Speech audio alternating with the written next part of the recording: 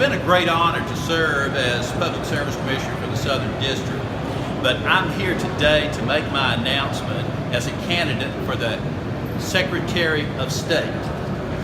Now, it has been, after our meeting, Robin and I will go over and file our paperwork to enter the race of Secretary of State. Now, Delbert Hosemann has done an outstanding job as Secretary of State. He is to be congratulated for his many accomplishments over there. As a matter of fact, Delbert has set the bar high for anyone that follows him behind. Everybody will be judged on the performance of Delbert Hosemann as you move to the future. Yet, more things are to be done. In this state, personal income is the lowest in this country. And as Secretary of State, I will put a focus on economic growth in this state. Now, Mississippi, economy is so vitally important. When you come down and you think about the personal income of people, if you have a vibrant, successful economy, you have money for the state to do with. Also, individuals have income that they can do with and the opportunities. I myself, when I think about my family and the opportunities we had, my mother worked in the lunchroom, drove a school bus. My dad worked in the oil patch, back when it wasn't cool to work in the oil patch. And myself, whenever I graduated, I've worked digging ditches in pipeline construction outfit. Actually learned how to weld, and it was a pipe welder. I've also worked as a roughneck on drilling rigs. And after the oil flood of the early 80s and that crash, I went back to school. I became an accountant. I worked for the State Tax Commission. Matter of fact, had an office directly underneath the office where I now sit as Public Service Commissioner. I also worked for the State Auditor's Office. Worked for them when they were over at the PERS building. I actually worked on the team where we put together the state capital, the financial report of the state.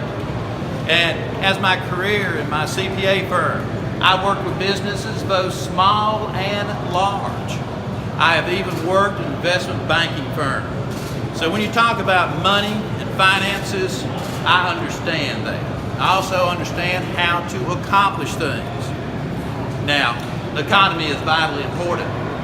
Just as President Trump at the national level has focused on trade agreements with other countries, it shows how vitally important it is.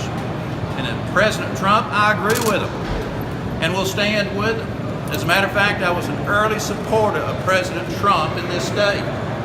And with that being said, the economy is so vitally important. And also, too, when you think of the Secretary of State's office, the one thing that's most important is elections and maintaining them to be fair and open. But there is more that we can do with it. And now with that, I will open it up for questions. Are you concerned at all you're going to be in potentially a pretty hard-fought primary? Ready for that? Well, whenever you think back on it, when I was entered the Public Service Commissioner's race 4 years ago, we had the Kemper issue to deal with. I like difficult issues. I do well with them, and I very much like to deal with it. So as far as the race, that will be good. Governor Bryant has endorsed Michael Watson for Secretary of State, who you will obviously face in the primary. Does that bother you at all? You know, knowing the governor, the very popular governor, Republican governors. No doubt. The governor is an incredibly popular governor. As a matter of fact, I'm a fan of the governor. But whenever you come down to it, this is a Republican primary. And the governor has got every right to choose and back whoever he wishes to do so. When it comes to elections, there's some legislation up that could potentially allow for Mississippians to do some electronic voting. Would that be something that you would support in the future, or do you stand by kind of what the current Secretary of State's policy has been on keeping electronic voting or electronic registering to vote something that we don't do in the state? I am open to looking at anything, but what it has to be, our elections have to be free and open and fair. How we do that now? How we do that is open for debate. And as of now, whenever you start talking about the elections, of course we've got voter ID now. I do believe that our elections are open and fair. No post offices have a policy of providing free voter ID cards for people who don't have a driver's license. Would you continue that policy? Yes, I see no reason not to do that because that just helps the people out. We need to have the elections again where they are open and where they are fair. Okay, thank you, everyone. We have to go to the state party and fill out our qualifications.